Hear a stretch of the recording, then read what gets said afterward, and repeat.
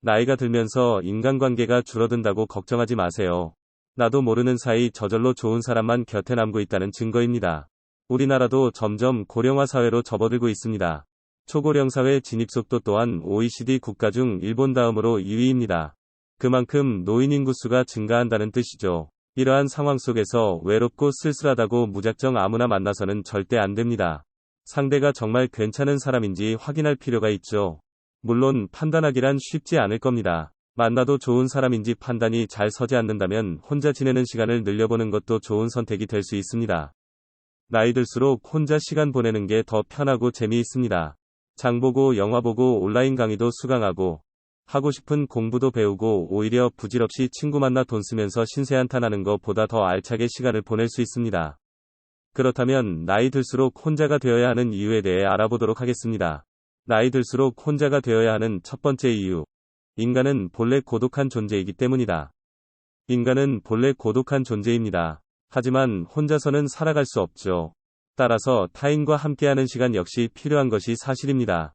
다만 이때 명심해야 할 사항이 있습니다. 상대방에게 지나치게 의존하면 안 된다는 것입니다. 물론 서로 의지하고 힘이 되어주는 친구나 가족이 있다면 더할 나위 없이 좋겠지만 지나친 의존은 자칫 독이 될 수도 있습니다. 모든 일을 내팽개치고 오로지 상대에게만 매달리게 되면 정작 자기 자신은 돌보지 못하게 될 수 있습니다. 그리고 그로 인해 발생하는 상실감과 허무함은 이루 말할 수 없을 정도로 크죠. 그러므로 적당한 거리를 유지하되 각자의 영역을 존중해줘야 합니다. 그래야 건강한 관계를 지속시킬 수 있기 때문이죠. 더불어 홀로 보내는 시간도 반드시 필요합니다. 가끔은 아무에게도 방해받지 않는 온전한 휴식 시간을 가져야 합니다. 그렇지 않으면 마음속에 쌓인 감정 찌꺼기들이 제대로 배출되지 못해 병이 되고 말기 때문이죠.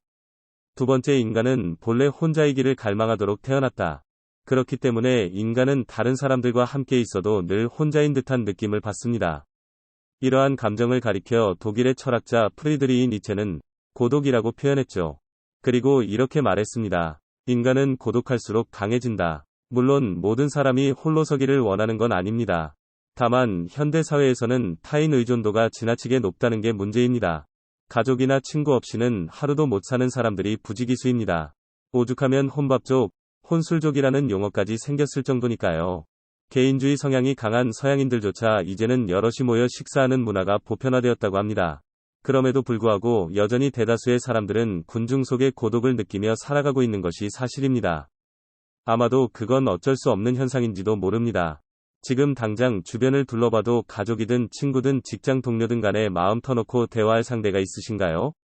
아마 거의 없을 것입니다. 설령 있다고 해도 진심 어린 공감대가 형성되기는 어려울지도 모르죠.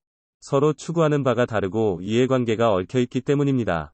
세 번째, 혼자만의 시간만큼 좋은 치유제는 없다. 혼자 있는 시간은 현대인들에게는 반드시 필요한 시간입니다. 물론 누군가와 함께하는 시간도 소중하지만 때로는 아무에게도 방해받지 않는 공간에서 오로지 나한테만 집중하는 시간이 필요합니다. 그래야 마음속 상처를 회복하고 지친 심신을 재충전할 수 있기 때문입니다. 지금 당장 아무런 계획 없이 무작정 떠나보라고 권해드립니다. 굳이 멀리 갈 필요도 없습니다. 집 근처 공원 벤치에 앉아 사색에 잠겨보거나 카페 창가에 앉아 책을 읽는 것만으로도 충분하죠. 아니면 가까운 산사를 찾아가 고즈넉한 풍경 소리를 벗삼아 명상에 빠져보는 것도 좋습니다.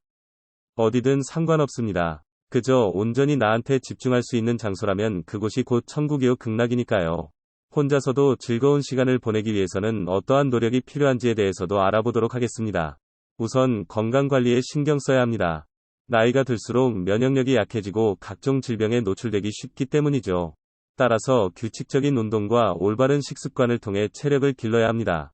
다음으로는 경제활동을 지속해야 합니다. 은퇴 후 집에만 있으면 우울증에 걸릴 확률이 높고 자칫하면 치매 증상으로까지 이어질 수 있기 때문이죠.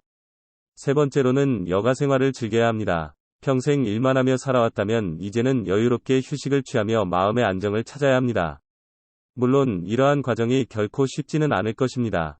지금까지의 생활 패턴을 완전히 바꿔야 하기 때문에 적응하는 데 시간이 걸릴 수도 있죠. 그럼에도 불구하고 끊임없이 노력한다면 분명 좋은 결과가 나타날 것입니다. 마지막으로 노후 자금을 미리 준비해둬야 합니다. 아무래도 은퇴 후에는 고정 수입이 없기 때문에 생활비 걱정 없이 살려면 지금부터라도 차근차근 모아두는 것이 좋습니다.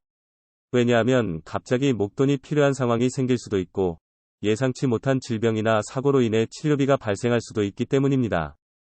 혼자라는 단어는 왠지 모르게 쓸쓸하고 외로운 느낌이 드는 것이 사실입니다. 하지만 때로는 타인 중심 사고에서 벗어나 자기 주도적이고 독립적인 생활을 실천하는 것이 중요합니다. 그리고 가끔은 온전히 혼자인 시간을 가져보세요. 그러면 자연스럽게 내면의 목소리에 귀 기울일 수 있게 될 것입니다.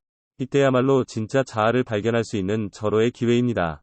더불어 마음의 여유가 생기면서 주변 상황을 객관적으로 바라볼 수 있게 되죠. 뿐만 아니라 불필요한 감정 소모로부터 벗어날 수 있으니 일석이조의 효과를 볼 수 있습니다. 오늘 제가 말씀드린 내용들을 참고하셔서 건강하고 행복한 노년을 보내시길 바랍니다. 오늘 내용이 도움이 되셨다면 구독과 좋아요 부탁드리며 앞으로 더욱 유익한 영상으로 찾아뵙겠습니다. 그럼 구독자 여러분, 오늘도 건강하세요.